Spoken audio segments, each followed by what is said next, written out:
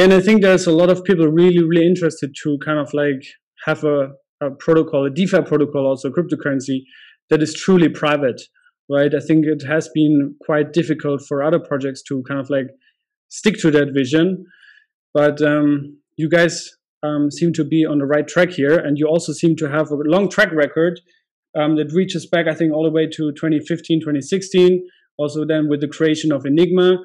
So maybe we can start off with, you know, that you can share a little bit of the origin story of a secret, and then also kind of like how it's tied or how it's kind of like connected to Enigma.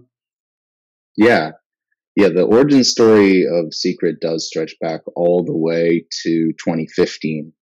And at the time, I was a graduate student at MIT, and I was very fortunate to be there at exactly the right time. You know, looking back, obviously you can say that, but it was the first time MIT was offering blockchain courses. They were incubating the Bitcoin core developers. So if you cared about this technology, if you cared about the evolution of its ecosystem, it was really the best place to be. It was really the epicenter of a lot of research and a lot of innovation.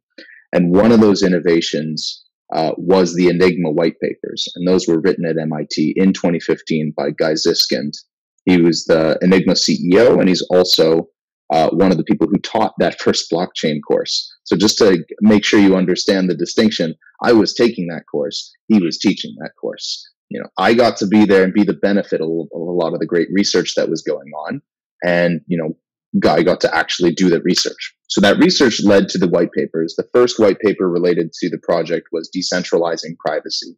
It was an idea of combining decentralized privacy technologies with a decentralized blockchain to create a decentralized privacy preserving computation platform for all sorts of different use cases. And this was 2015.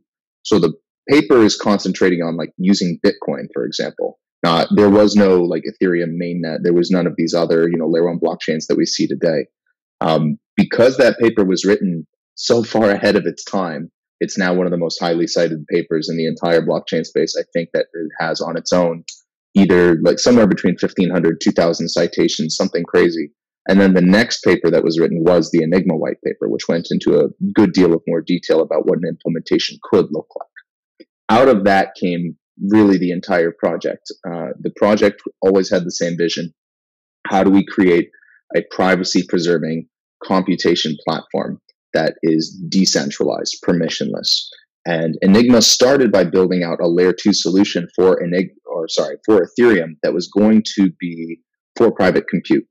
And what that evolved into eventually was a layer 1 blockchain, a sovereign chain, where every smart contract running on the network would have privacy by default. You could use encrypted inputs, encrypted outputs, encrypted state for all of these contracts, but they would still have their composability. They would still have their interoperability. We really didn't get to that point in the project, even though we began so long ago. That layer 1 didn't launch on mainnet until February of 2020. And then the private smart contract functionality was only really implemented in September of last year. So it really is recent history. But even with that said, it's been over a year now where Secret has had privacy preserving smart contracts on mainnet. And it's still, as far as I'm aware, the only mainnet layer 1 independent blockchain with generalizable privacy preserving smart contracts on mainnet. So even though it feels like it took that long, and even though it feels like it's only a recent innovation, it's still a year plus head start on pretty much any other ecosystem.